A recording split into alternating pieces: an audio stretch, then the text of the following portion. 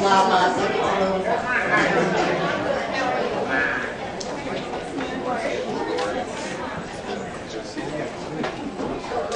Are there any prayers or praises at this time?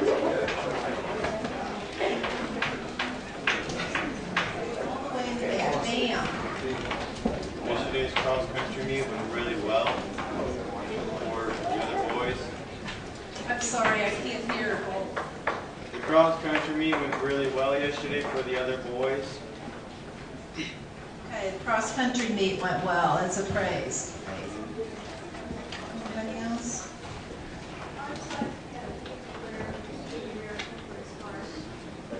Okay, that's Diana, the Fowler's son needs a lot of prayer for healing in him. He's really had some struggles, so keep him in prayers.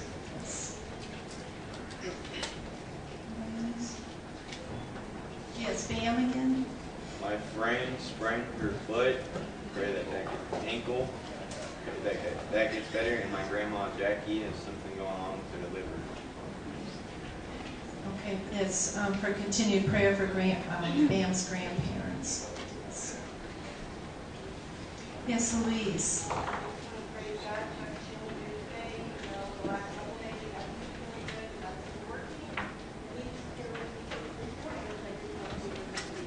Yes, so that's a praise for Chuck, that he's doing better, and I'm glad that you're with us this morning.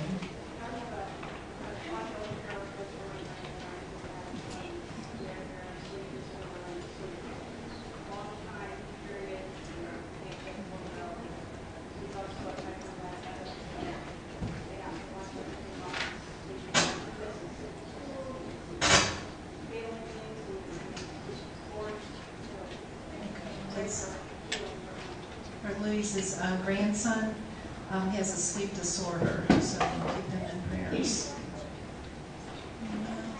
Wendy. Okay, a couple praises. I got a job in Owensville library, so I'm really excited. It's a little kid, so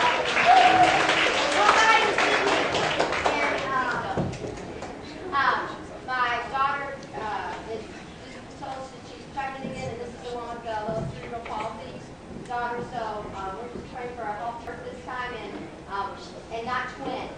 That's fun.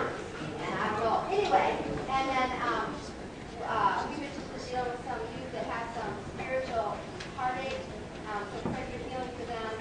And I think Danielle Dolan did have all those tests for her little unborn bladder May. And I did hear that they got encouraging news. I didn't know what it was, but hey, we'll take encouraging news. I got a little bit of that information, and so they believe that the cyst is not alone, from baby's lung, is something that the worst case scenario we can still operate on and be successful. Best case scenario is they doing just fine, and it doesn't cause any stuff. So that's just a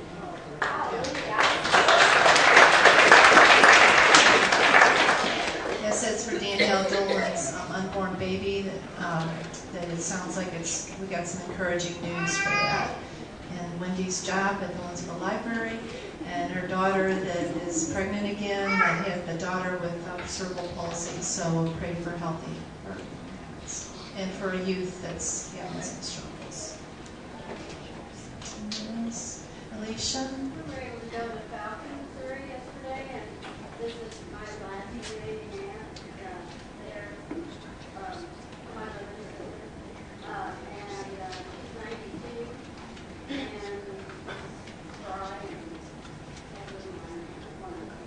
Okay, that's for a nice visit with Alicia's aunt.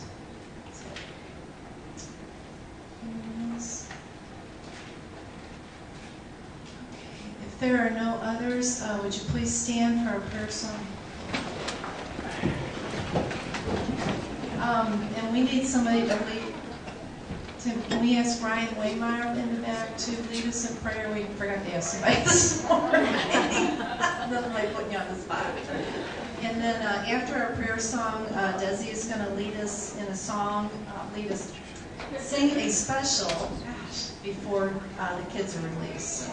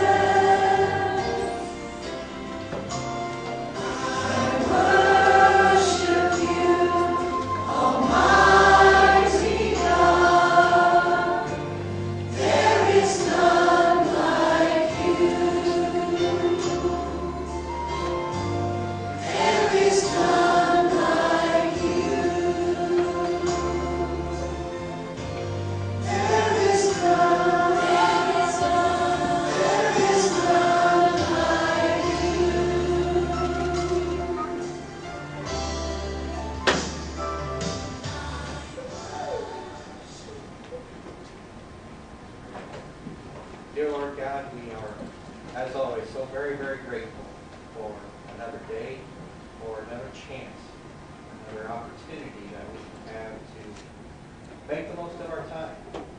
That we can come here today, that we can worship you, we can learn more about you. And part of our worship is just to praise you. We're just so very grateful that you allow us the opportunities to use our bodies and to use our talents.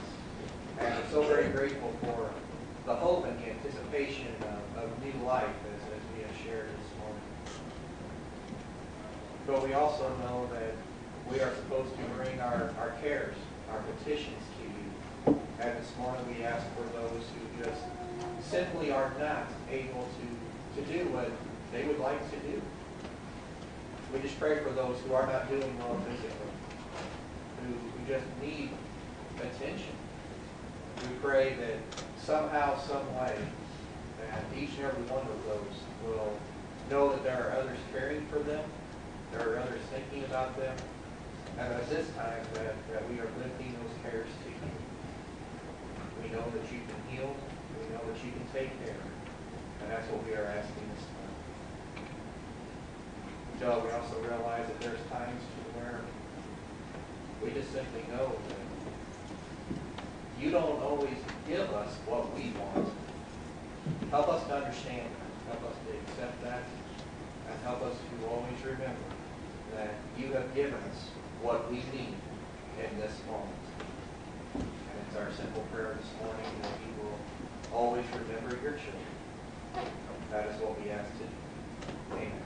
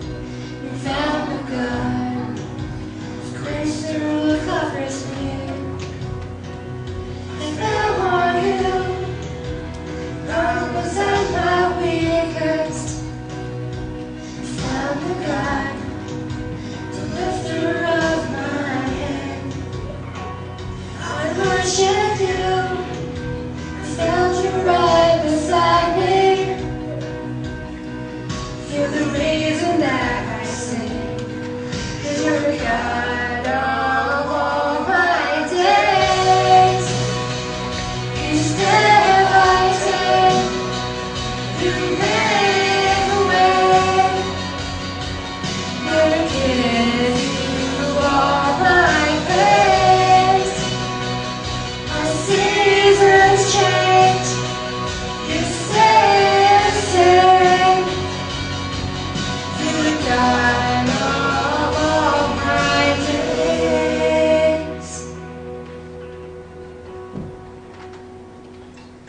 In my worry, God, you are my stillness. In my searching, God, you are my answers. In my blindness, God, you are my vision. In my bondage, God, you are my freedom. In my weakness, God, you are my power.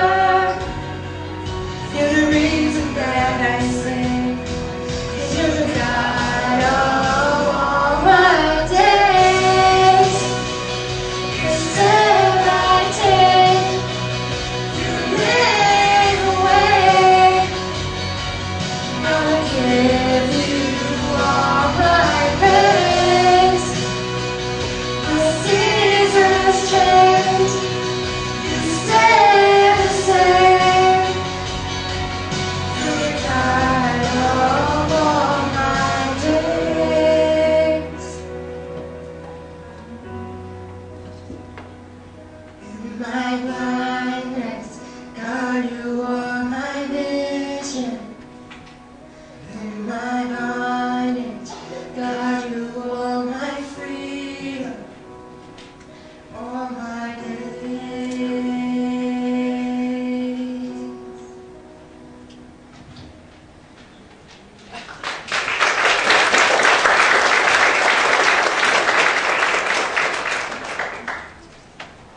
All right, this time we have our kiddos sit on their stairs, and Miss Brenda. Also, with the elementary and below downstairs with Miss Brenda. We also have a middle school class in the back. A middle school class in the back with Sarah Anderson. She's standing there in the back. And everybody else, if you go ahead and open up to James chapter 1. James chapter 1, we're going to be looking at verses 13 through 18, just a few small verses. James chapter 1, verses 13 through 18, that's on page 1880 of your Pew Bibles. A few small verses, but impactful verses this morning. James chapter 1, 13 through 18, that's on 1880 of your Pew Bibles this morning, if you want to open up to there. Now, we started our study in James a couple weeks ago. If you remember, James opens up his epistle, he opens up his letter with a ludicrous statement. I mean, it's really a ludicrous statement. In verse 2, he goes and he says, "Consider all trials pure joy." And you know, after the second verse there of his epistle, you got to be sitting there going, "You've got to be kidding me." All right? Do you know the trials I'm going through? But James, he starts off with a really good set of reasons that we can consider all trials joy. He starts off by telling us, remember, he told us that, trials at very least, trials produce perseverance. And he told us that God will give us all the wisdom we need in order to endure the trial. And what we looked at last time is that trials tell us that we're in the big game. That we're in the big game, that we're running, we are contesting, we are working towards a prize that's bigger than the Super Bowl ring. We're running, we're contesting for a prize that's the crown of life. And so we can take joy in the fact that we take trials, because it means we ain't sitting the bench, And so he continues on here. We're going to look at one more. We're going to look at one more big one as to why we can consider all trials pure joy. Now, as we're getting started here this morning, I want to ask you this. How many here have test anxiety? Who here gets test anxiety? Oh, let me preface that. Sorry. This is not a test, okay? So now that I've said that, how many of you here get test anxiety? Okay, all right. Yeah, quite a few people get test anxiety. You knew that you had studied and you knew all the answers, and then when that test sits down there in front of your on your desk, and you go to look at the questions, everything just goes completely blank, or you have problems. I don't have so much test anxiety. I didn't have that much in school, but what I do have, I have to fight is the choking syndrome. Choking. You know what I'm talking about? Well, let me give you a little illustration of what I'm talking about. Last week we were on vacation, and we got the vacation with friends of ours in Branson, and we were playing miniature golf, and I do have to say that I had a commanding lead. You know? Yeah, I was rocking the mini golf course, you know? That's right. And so anyway, we were going and I was shooting 2s and 3s and we came down to the last hole. The very last hole. And everybody else in front of me, they went and they shot the hole. They shot the hole in either a 2 or a 3. And I shot it in 6. Right? Choking syndrome, you know, test anxiety. Thing is the fear of failure is a really strong negative motivator, isn't it?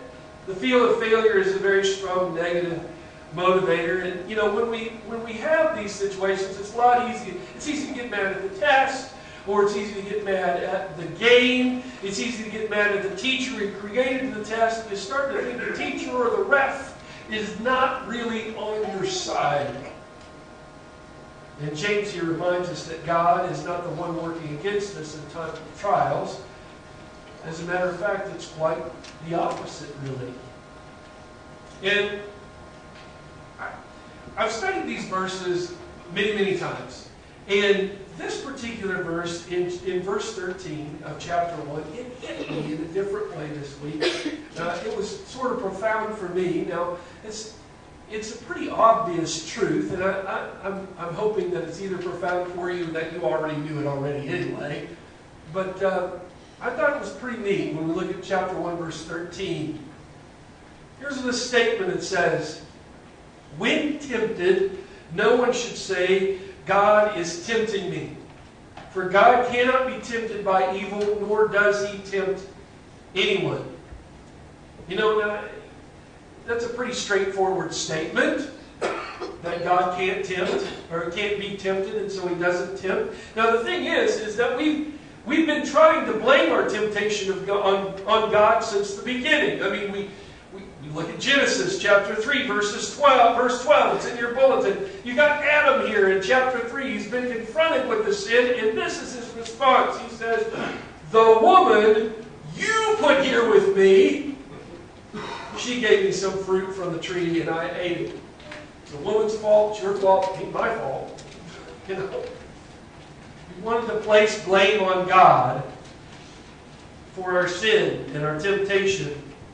And you know, why can't we place blame on God for our sin and temptation? I mean, you know, sometimes we come to trials and tribulations and struggles and difficulties.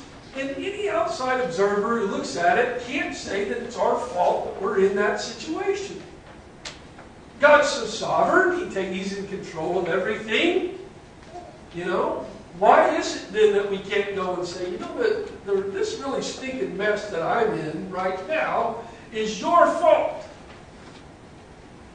Well, the reason is because God doesn't tempt us to evil. Instead, God tempts us to good. See, that's the thing about a test, isn't it? A test is just as much an opportunity for success as it is for failure, isn't it? Let me think about this for a minute. Let's just go back to the beginning. We were looking at Genesis, you know, right? You know, let's think about this for a minute. You know, we go and say, why in the world? Why did God take in perfect paradise there? Why would He put the tree of the knowledge of good and evil? Why did we put the tree of the knowledge of good and evil? Well, I had an old preacher who put it this way. It stuck with me. And so I say it to you today. The reason he did that is because forced love is rape. Forced love is rape. The idea is this, is that God had created beings that He wanted to be able to choose to love Him. And in order to actually choose to love somebody, there has to be a choice. A real and serious choice. Anything short of that is something less than love. Forced love is not love at all. And so there we have the tree of the knowledge of good and evil. So if you think about it for a moment, the tree of knowledge of the good and evil, if we were going and saying, oh, look at how terrible things got because of the tree of knowledge of good and evil. But couldn't it have been just as much an opportunity to show really great and awe-inspiring love? I mean, what if if Adam had gone and looked at that tree and said, no, I don't choose sin or selfishness, I choose God? What if he had even just gone and said, you know what, Eve, I'm not going to let you eat from that first. You're the wife that God had given me. At least let me take it a shot and see if everything's okay. I mean, it was a huge opportunity. It was a huge opportunity for good. God doesn't tempt us to evil, He tempts us to good. If we think about it for a moment, if we think about the trials that we have, I think that if we investigate them, we'll understand and realize that even the worst trials we have, in some sense, give us the more opportunity to show God's love and God's character. I mean, let's just do an experiment here. Let's just think about this for a minute. Let's think about, what is the worst of human group activities? What's the worst of human group activities? Well, at least in your top 3 has got to be war. You know what I'm saying? I mean, at least in your top 3 has got to be war. As William Sherman said to the graduating class of Michigan Military Academy, he said, you don't know the horrible aspects of war. I've been there through 2 wars, and I know. I've seen cities and homes in ashes. I've seen thousands of men lying on the ground, their dead faces looking up at the skies. I tell you, war is hell. When we think about war, worst of human activities. Worst of human activities. We hate the face of war. We hate to see humanity slaughtering humanity. We hate the contest of who can inflict the most pain on the other side. But why do we honor veterans and give medals to soldiers? Well, it's because just as much as war is an opportunity to show the worst of humanity, it can show the bravest, the most sacrificial, the most selfless parts of humanity, parts worthy of medals and honor. I mean, right? Can we agree on that? This is not a test again. With the anxiety about test anxiety, you can say yes or no, and it'll be okay. Don't leave this one blank. Can we agree on that one? Yes, okay. And so my point is this. My point is this. It's just because we find ourselves in a trial where it seems that the path of least resistance is sin, does not mean that God has set us up for failure. No, instead, it may be in those darkest hours that God has set us up to show the most radiant light. Look, guys. Love is just a theory until you really sacrifice. You know what I mean? Then love gets the place on the full display. Think about it this way. If Jesus, what if Jesus had just lived to a ripe old age and died of old age? What if they could still live perfectly, still was perfect in all aspects, but he just lived on out. He lived out into his 90s or his 100s, and then went and died of old age. Could we have known the depth of God's love without the cross? I don't believe so. I don't believe so. It's only through the terribleness, the horribleness, the huge and ridiculous trial. It's only through the beatings and the humiliation. It's only through bearing all of sin on himself at one point. It's only in the midst of being tortured and looking down on humans and saying, Father, forgive them, for they don't know what they're doing. It's only through that we get to know the real depth and the real conquering that God's love has. Just how deep and wide and far it is.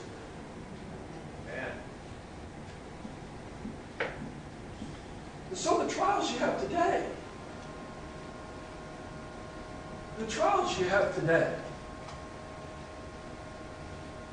they're not just opportunity for you to fail. The trials we have, they're opportunity for us to show how far and wide and deep faith and love and perseverance and the power of God goes.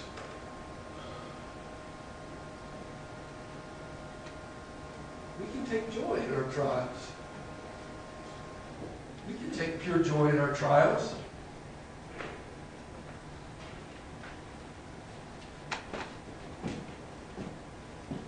See, that's the thing about tests. Sure, the easiest route is to put down random answers or no answers at all. The easiest route is to fail. That's always the easiest route to test. But it is not a test just as much an opportunity to show just how much you know as it is an opportunity to fail. Isn't trial just as much an opportunity to show who you are in Jesus as it is an opportunity to fall into sin?